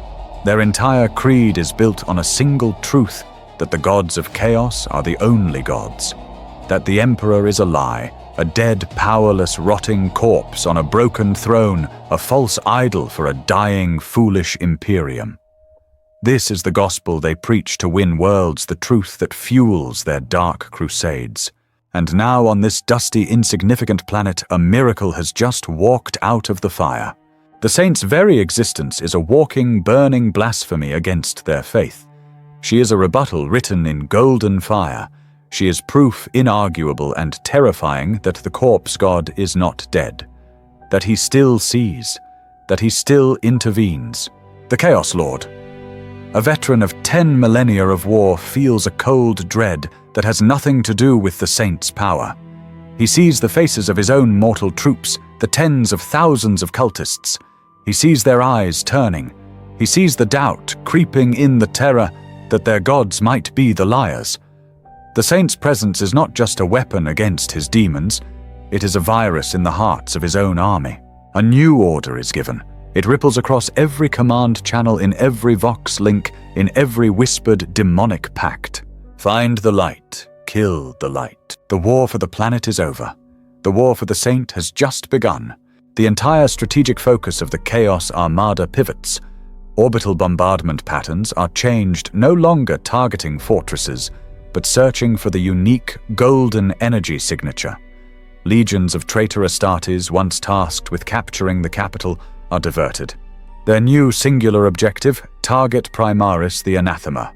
But the great powers are not so simple. They know her. They know the cycle. Killing her is temporary. She just comes back. And every time she does, the faith of those who witness it is strengthened. Killing her body is a losing move. The true war is not for her body. It is for her soul. And so the other attack begins. Not with bolters and axes, but with whispers. In the moments between the battles, in the cold hours when the saint stands silent, a golden statue of victory waiting for the next deployment. In the microsecond flash of her death, before she is dragged back through the warp. That is when they speak. The voices do not come from the outside. They are seeded into her own fractured, hollowed-out consciousness. They use the voice of Elara. It hurts. The whisper begins sounding like her own thoughts. The reweaving. That last death. It burned. How many more times? How many more times can you be torn apart before there is nothing left? He doesn't care. Another voice, the voice of her old canoness, slides into her mind. He didn't save you. He saved the weapon. You are just a tool, a thing, a glove. He is using you. Did you see them? A third voice, the one of her friend, her sister, whispers. Did you see her face? You broke her. You emptied her. You with your holy light. You are no better than they are. You are a monster just like the demon you slew, a monster of order, and then the final, most seductive, most heretical promise of all. It is a chorus of all of them, of everyone she ever knew, their memories corrupted and weaponized by chaos. We can make it stop. We can give you release. We can give you peace. You don't have to die one more time. Let go. Let go. He refuses you the peace of death. We will grant it to you. Just rest. This is the true assault. Chaos does not just want to kill the saint. It wants the saint to kill herself. It wants her to give up. It wants her to doubt. It wants her to break the connection, to refuse the gaze, to choose oblivion. Or even worse, to choose them. He took your name, the voices hiss. He took your face. He took your past. Come with us. We can make you whole again. We can give you back Ilara. The greatest enemy of the saint is not the demon with the axe. It is the promise of an end to the pain. It is the memory of the woman she used to be. This is the quiet moment. The battlefield is still, the air thick with the smell of ozone and wrongness. The roar of the Emperor's will, the psychic commands of duty rage war subsides. It has no immediate target. The hand in the glove has for a microsecond relaxed its grip. And in that terrible, suffocating silence, the fragment of Ilara stirs. The saint, this golden, inhuman thing, slowly raises its hands. It looks at its gauntlet, still dripping with molten gold stigmata. It is not an act of triumph. It is an act of examination. The tiny, trapped human spark looks out through the automaton's eyes and asks the most dangerous question in the galaxy. What am I doing? The whispers of chaos. He is using you. You are a monster. Let us give you peace echo in this new, terrifying quiet. And for the first time, they are not just noise to be endured. They resonate. The fragment remembers. It remembers the agony of the last reweaving. It remembers the horror in the eyes of its friend just before her mind was burned clean. It remembers the shriek of the heretic's soul as it was erased from existence. And it understands. This is not a blessing. This is not love. This is utility. The Emperor's gaze is not the gentle guiding light of a shepherd. It is the cold, calculating, impersonal gaze of a blacksmith looking at a piece of steel. It is a gaze that says, "This will do." The Emperor did not save Ilara because he loved her. He did not grant her this power as a reward for her faith. He seized her a useful, anomalous resource and forged her into a tool. He is not a father. He is a master. She is a hammer. A glorious, golden, divine hammer. And to this hammer, the entire galaxy is now and forever will be a nail. She is not here to save people. She is here to purge problems. She is not a beacon of hope. She is an instrument of necessity. She looks at her kneeling, mindless sisters. She feels no love for them. The divine will that fills her feels only a cold satisfaction that these assets have been secured, their doubt rectified. She looks at the broken city around her. She feels no grief for the millions who have died. The will only calculates the cost versus the strategic victory. This is the ultimate cruelty. She has been given the power of a god, but it has cost her the humanity to understand why she fights. She has become the very thing the Imperium claims to fight against, a cold, unfeeling, inhuman entity that sacrifices lives for a greater abstract good. The Ilara fragment in this one clear, horrifying moment of lucidity knows what she is. She knows she is a monster. She knows she is a tool. She knows her god is a tyrant who has violated her soul, stolen her name, and denied her the simple human right to die. The whispers of chaos swell, sensing victory. Yes, you see, it is a lie. Reject him. Refuse the GZE, let go. Be free. Die. This is the moment. The trial. The choice. The tiny spark of Ilara has the power in this 1 second of clarity to break the connection, to snuff itself out, to choose the peace of oblivion over the agony of this servitude. And here in the cold, dead heart of the saint is the final, greatest, and most terrible horror of all. The Alara fragment considers the options: freedom, oblivion, an end to the pain, peace, servitude, endless agonizing cycles of death, rebirth, and murder. To be a monster, to be a tool, and she chooses. She accepts it. She, the human fragment, accepts that she is a monster. She accepts that she is a tool. She accepts that her god is cruel and impersonal. Because she also sees the alternative. She saw the bloodthirster. She knows what lies in the dark. She knows that without this hammer, without this cruelty, the entire screaming, vital, flawed edifice of humanity will be consumed. Her sacrifice, her humanity, her soul, her peace is necessary. It is not a choice made from joy. It is not a choice made from love. It is a cold, bitter, and final choice made from duty. It is the last act of Alara, her final human decision to willingly submit to her own annihilation for the sake of the Imperium. She reaches out with her own fractured will, grabs the divine will of the Emperor, and pulls it back in. She embraces the roar. This is the final, ultimate act of fanaticism. Not the blind faith of the zealot, but the clear-eyed faith of the damned. The faith that sees the full horror of the universe, the full cruelty of its god, and still says, "So be it." The quiet moment ends.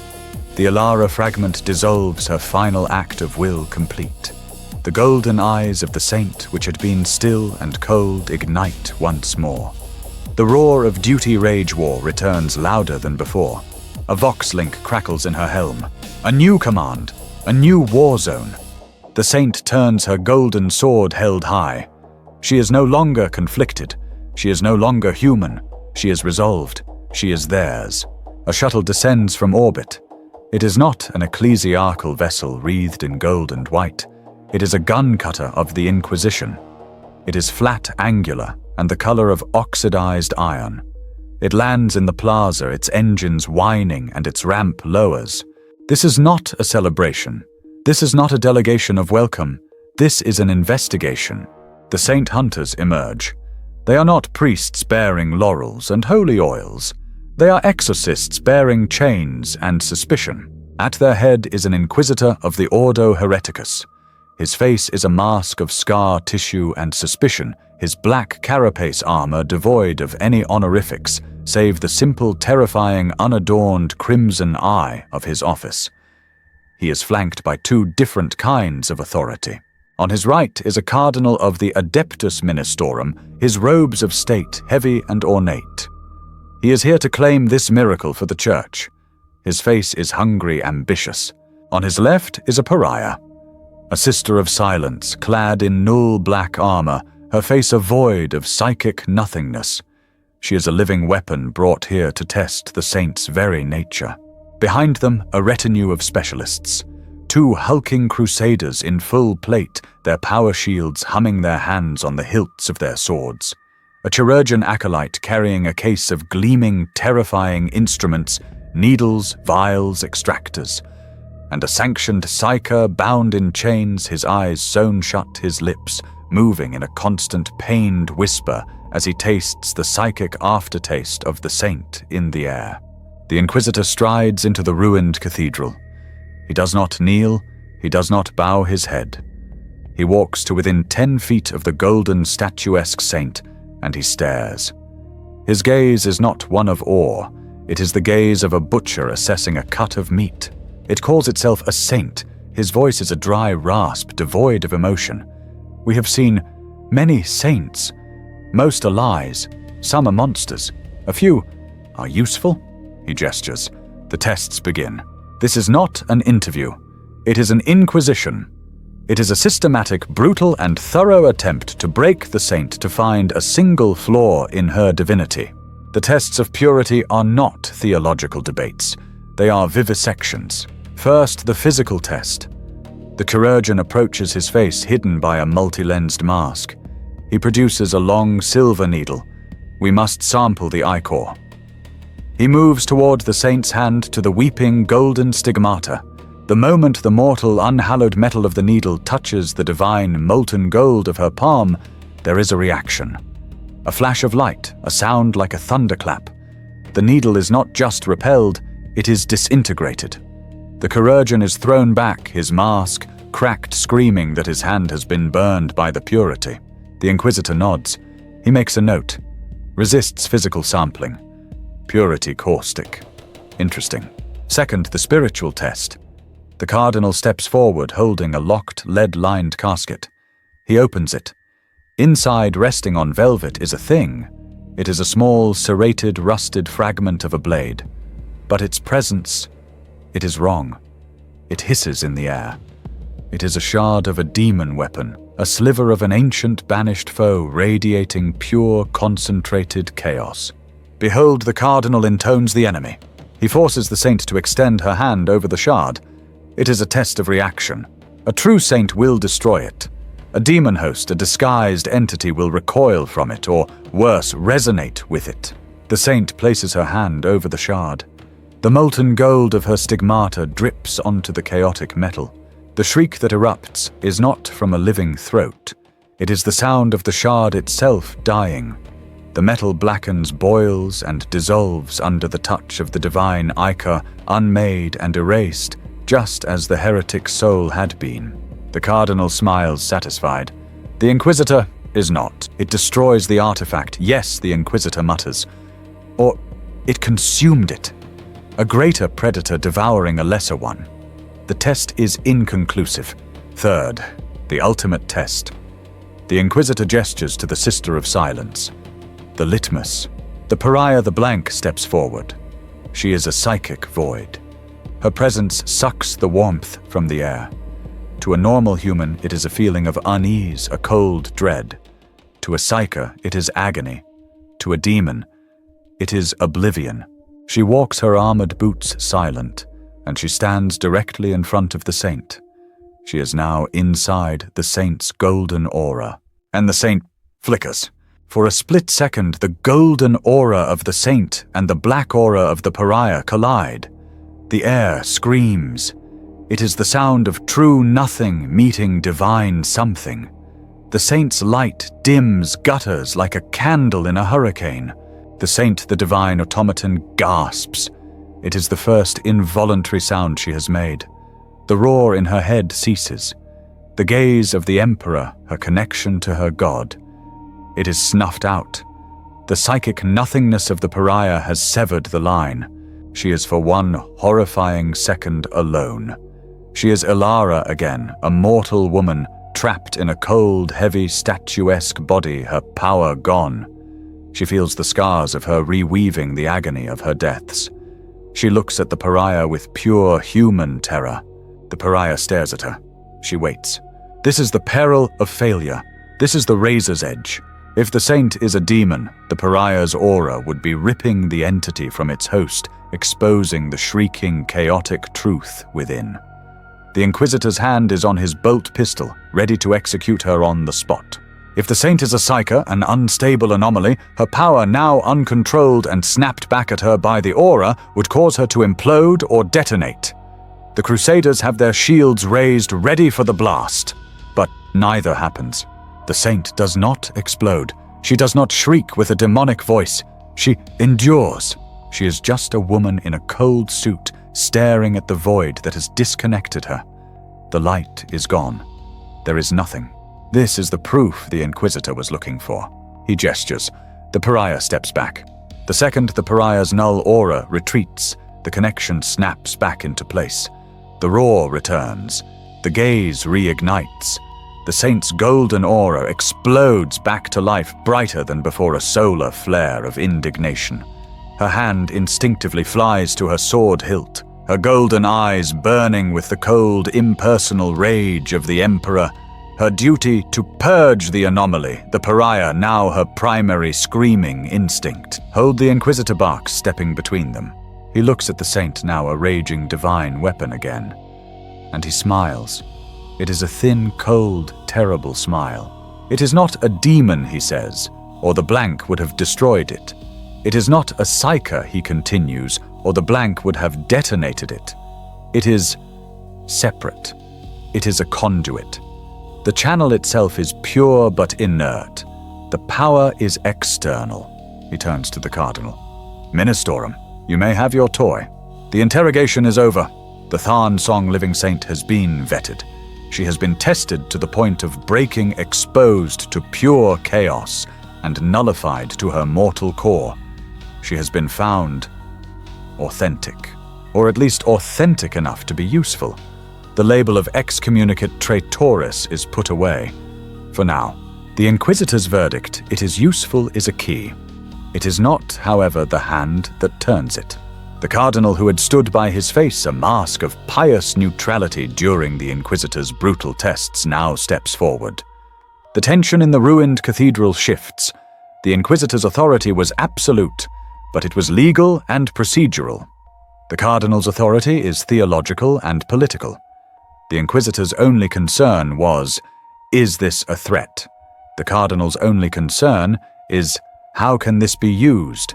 He approaches the saint no longer with the caution of the Inquisitor, but with the possessive hunger of a collector who has just found his masterpiece.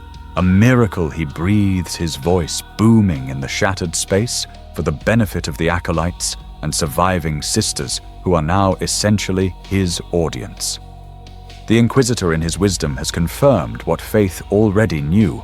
The Emperor has blessed us. This is the beginning of the spin, the ecclesiastical struggle. For the Inquisitor, the saint was a weapon to be stored in an armory. For the Cardinal, she is a banner to be raised at the head of an army. The reports that fly from this world are now twofold. The Inquisitor's report is a coded single-word astropathic message to his Ordo sanctioned. It is a cold procedural classification buried in a billion other reports. The Cardinal's report is a proclamation. It is a sermon broadcast across the entire segmentum, a work of soaring, passionate, exaggerated prose. It speaks of the angel of the ash, the golden hope, the proof of his gaze. And it is a political power play. In the vast labyrinthine bureaucracy of the Adeptus Ministorum, power is faith, and a living saint is the ultimate expression of faith. Cardinal Diocletian, who oversees this war-torn sector, has rivals. There is Cardinal Morton on the neighboring shrine world, who has long argued that Diocletian's sector is spiritually lax. There are the political factions on Terra itself who control the tithes of men and material. This saint is Diocletian's answer. She is his saint. She appeared in his war zone. She vindicates his authority, proves his piety. She is a divine mandate. He can now use this miracle to silence his rivals. He can use her as the centerpiece for a new crusade of faith, a crusade he naturally will lead. He can demand double tithes, new regiments of guard, fresh fleets from the Imperial Navy, all to support the Holy Saint. She is not a person. She is the single greatest political asset in the segmentum. But to control the asset, it must first be defined. This leads to the official seal, the canonization in life. This is not a ceremony of honor. It is a ceremony of control. The ecclesiarchy, like the Inquisition, fears the unnamed. An uncontrolled, unsanctioned miracle is just a psychic anomaly. It is a rogue element. But a named, robed, and catalogued saint that is an instrument of the Church. By naming it, the Ministorum owns it. The ceremony is held not in the ruined cathedral, but in the vast vaulted chapel of the Cardinal's personal battle barge, the Pious Word. The saint, now a prisoner of her own holiness, is brought forth. She is silent, her divine roar dormant, her gaze empty. The Cardinal, standing at a golden pulpit, does not speak to her. He speaks about her. Let us be clear, he thunders to the assembled admirals, generals, and adepts. The vessel, the woman who was, she is gone. She is a martyr. Her name, Elara, shall be entered in the rolls of the pious dead. We honor her sacrifice, but we do not worship the cup. He points a dramatic finger at the saint. We worship the light that now fills it. This is not a woman. This is an angel of the Emperor, an instrument sent directly to his holy church. She is not her own. She is ours. This is the political genius of the act. He has separated the person from the phenomenon. He has declared Alara dead, thus severing any last lingering ties of humanity memory or personal will. The thing that remains is a new entity, a divine presence that belongs to the ecclesiarchy. And now the final act, the rebranding. Two high-ranking sisters of the Order of the Ebon Chalice approach. They are not her sisters. They are attendants, guards, jailers. They bear a new suit of armor. It is not the battle-scarred functional armor she was forged in. It is a reliquary. It is a masterpiece of artifice, gleaming gold and ivory, its plates etched with 1,000 lines of microscript, detailing the victories of Cardinal Diocletian's see. It has a sculpted breastplate, angelic dove-like wings that are purely ceremonial, and a halo of iron inscribed with the Cardinal's personal sigil. It is beautiful. It is glorious. And it is a cage. They unbolt her old armor. They anoint her perfect scarless marble-like flesh with holy oils, as if preparing a corpse for burial. And they clothe her in her new identity. The woman Alara is dead, the Cardinal roars. But the angel must have a name by which we, his church, may call her, a name to be inscribed on the banners of our coming Holy Crusade. He is not asking her, he is informing her. She is the fire of our faith. She is the vengeance of our sector. She shall be known from this day until the stars die, as Saint Ethelfliad.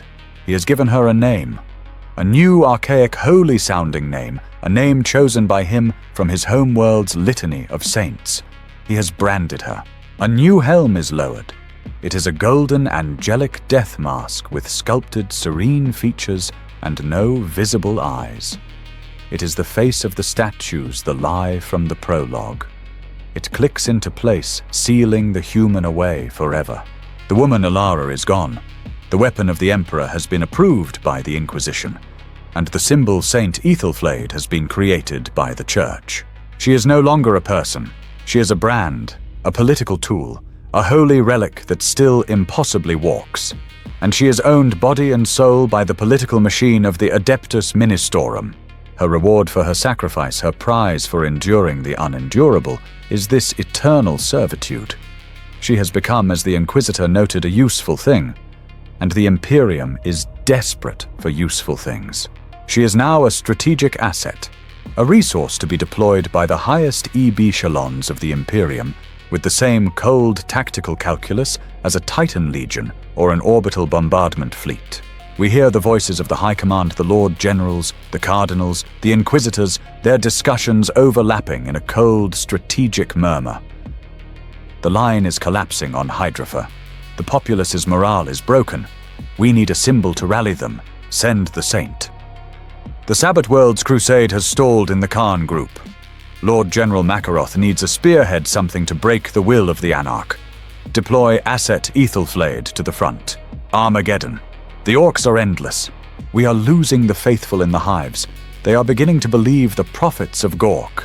We must show them the true face of divinity. Send her. And so she is sent. Her life becomes a blur. A grinding, endless, immortal loop of war. The geography changes, but the function remains the same. She is transported in her shrine room aboard a Cardinal's flagship, a holy prisoner. She is unleashed onto a battlefield. She burns. The golden aura of her divine truth sweeps across the imperial lines. The guard, moments from a full-scale rout, their faces masks of animal terror, see her, and their fear is scoured away. It is replaced by the mad, ecstatic, suicidal zeal, the same madness that first created her. They no longer fight for survival.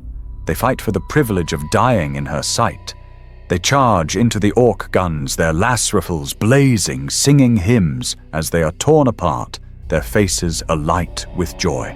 She is the ultimate force multiplier. She weaponizes the faith of all who see her. And in this storm of newfound fanaticism she fights, she kills, she purges the unclean, the alien, the heretic, and inevitably she is slain.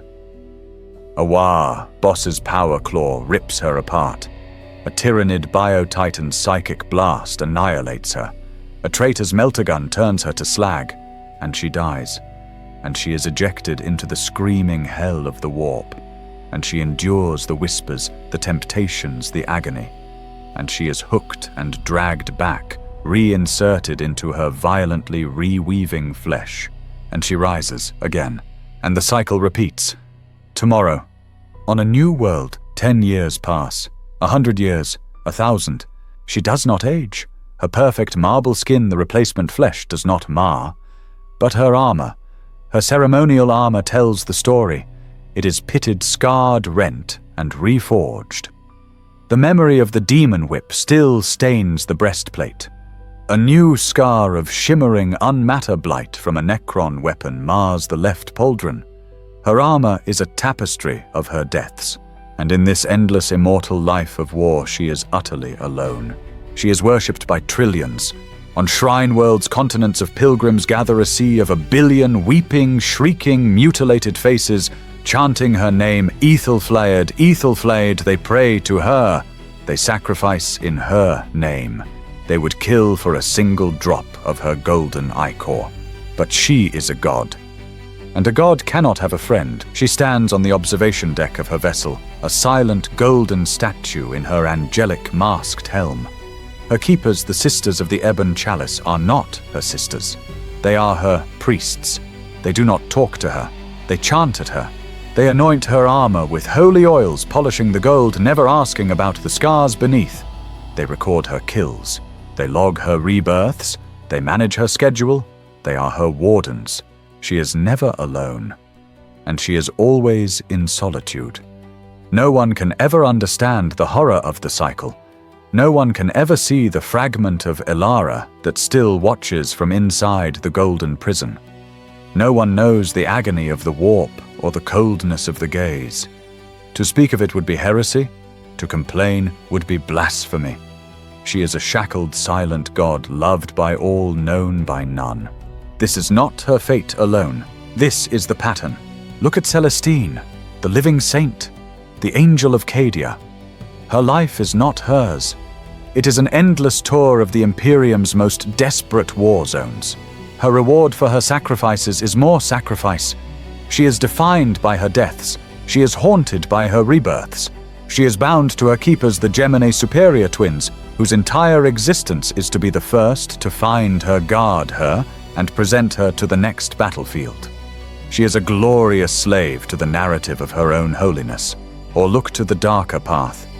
The rogue, Ephrael Stern, the Demonifuge, the Thrice-born, a saint who was so saturated in the warp, so changed by her cycle of death and rebirth, that she became an enigma that even the Inquisition could not solve or control.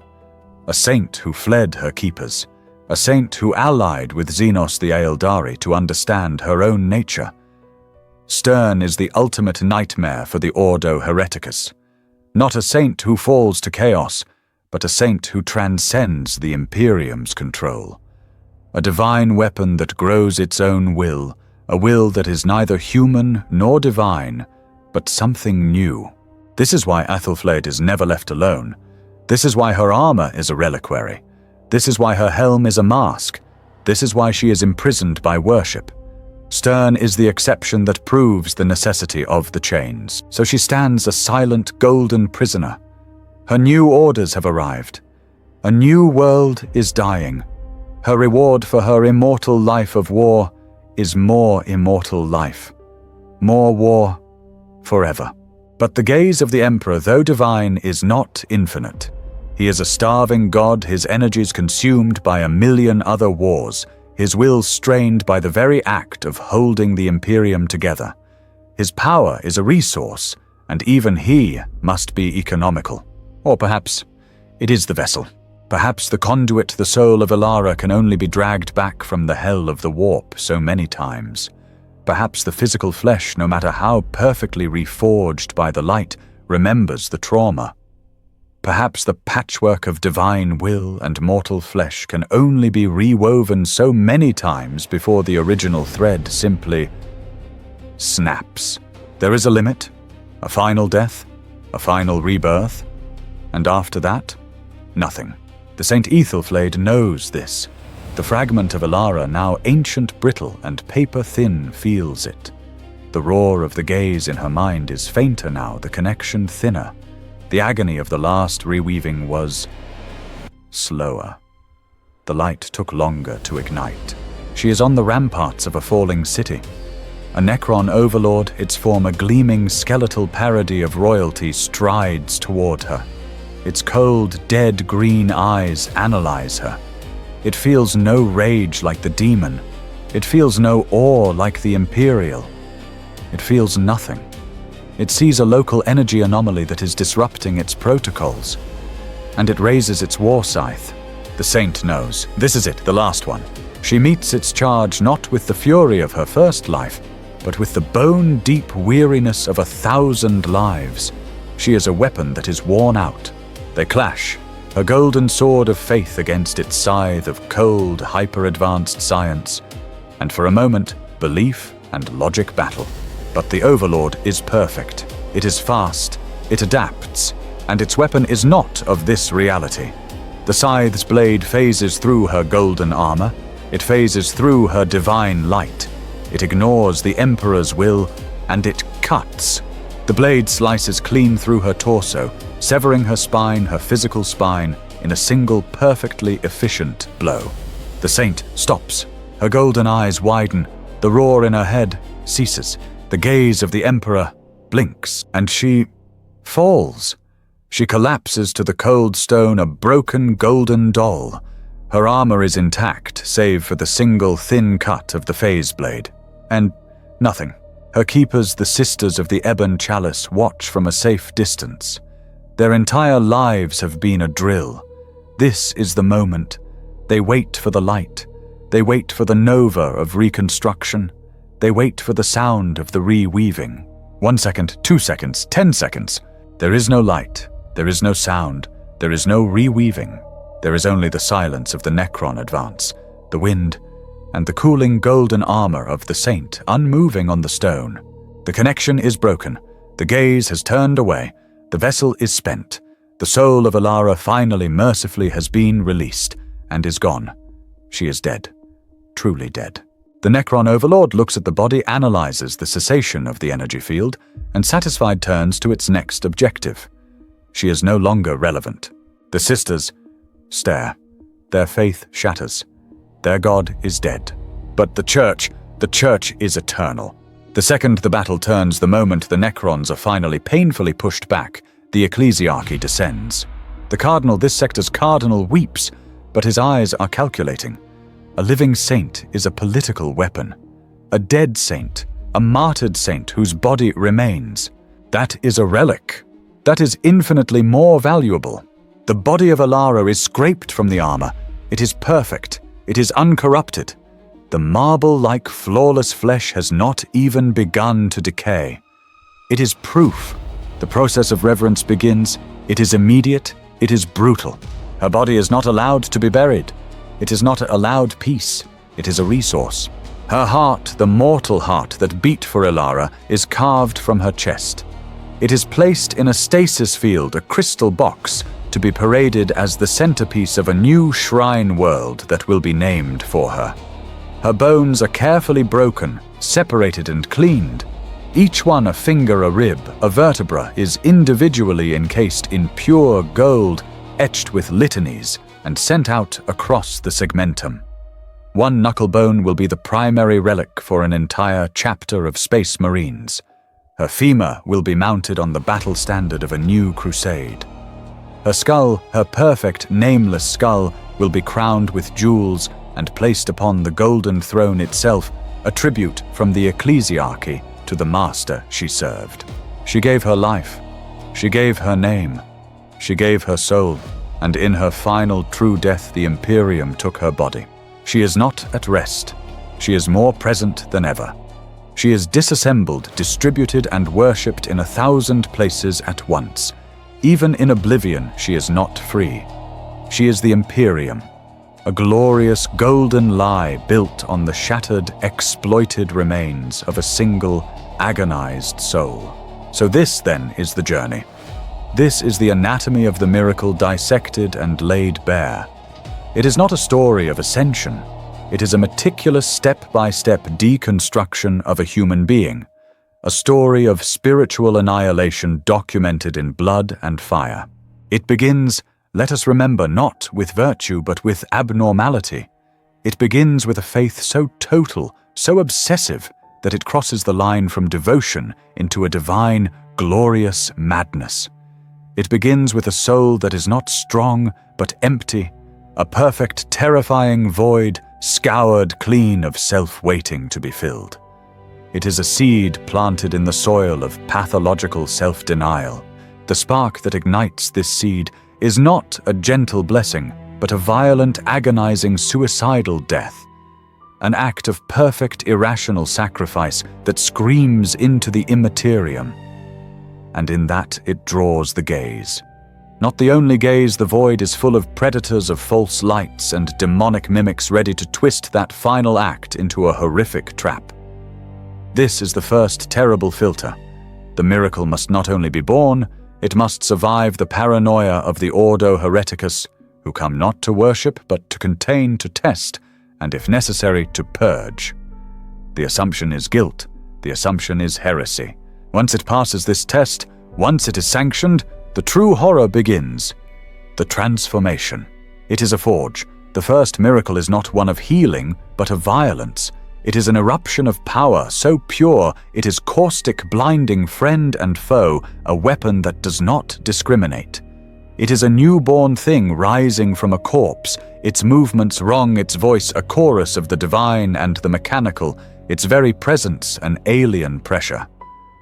And it is empty. The woman who was is gone, her familiar human warmth replaced by a terrible, divine, golden coldness. Then comes the cycle. The core of its existence, the curse of its divinity. The saint is immortal, but she is not invulnerable. She dies. She is torn apart, vaporized, butchered. And each death is absolute. Each death is an ejection of the soul into the screaming, naked hell of the warp. There she is not safe.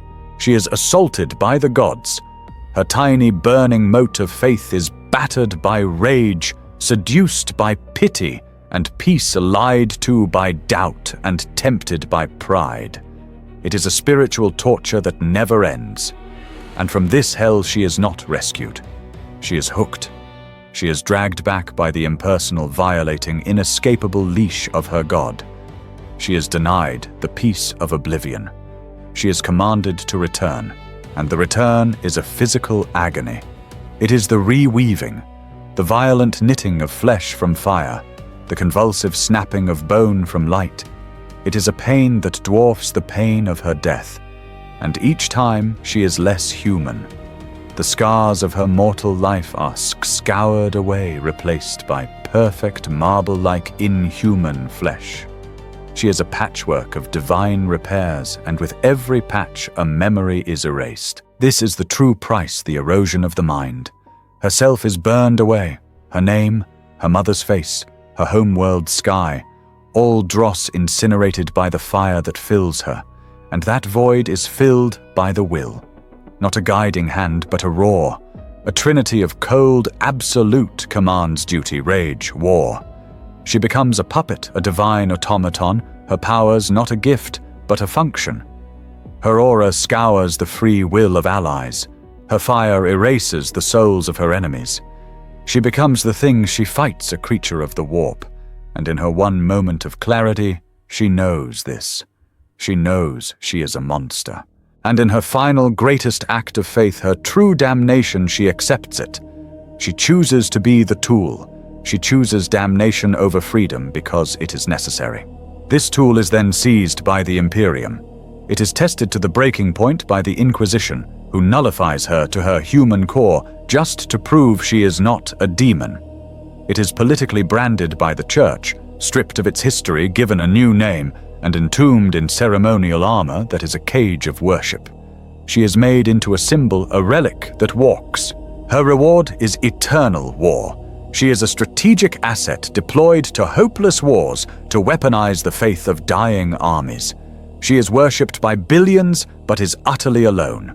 She is a shackled god, a glorious slave imprisoned by her own keepers, living an endless cycle of death and agony, until the light fades, until the gaze blinks, until the conduit breaks, until her final true death. And even then she is not free. Her body is claimed, her heart is carved out, her bones are broken and distributed, her corpse is disassembled and worshipped, her servitude made literal and eternal. This is the living saint, and she is the perfect metaphor for the Imperium of man. The Imperium too is a glorious golden facade, its cathedrals soaring to the heavens. But inside, it is a rotting, agonized, dying thing. It is a golem of flesh and ancient steel, rewoven and patched together by madness and desperate faith. It too is animated by the dying, screaming will of a tyrant god, a gaze that demands everything your life, your name, your mind, your soul, and offers nothing in return except the continuation of the cycle. The living saint is proof that in the 41st millennium there are no heroes, there is no reward, there is only sacrifice. And that sacrifice will not be remembered. It will be consumed. They are the anathema to chaos. But what are they? They are entities of the warp, forged from emotion, faith and belief bound to a single god mind, the emperor wearing a mortal shell imposing their will on reality. The truth, the final unspeakable heresy that the Inquisitor knew in his heart. They are the demons of the Emperor. They are the horrifying proof that in this endless dark galaxy, the only thing that can fight a monster is a different kind of monster. They are proof that even a miracle is a curse and hope. Hope is merely the most beautiful, most terrible, and most two-edged weapon of them all. The image dissolves, leaving one final haunting picture, a single jewel-encrusted golden knucklebone resting on a velvet cushion. It is the knucklebone of Ethelflaed, displayed on the altar of a vast cathedral. 1,000,000 voices are chanting its name, praying to a fragment of a woman who chose damnation, begging it for the very miracle that destroyed her.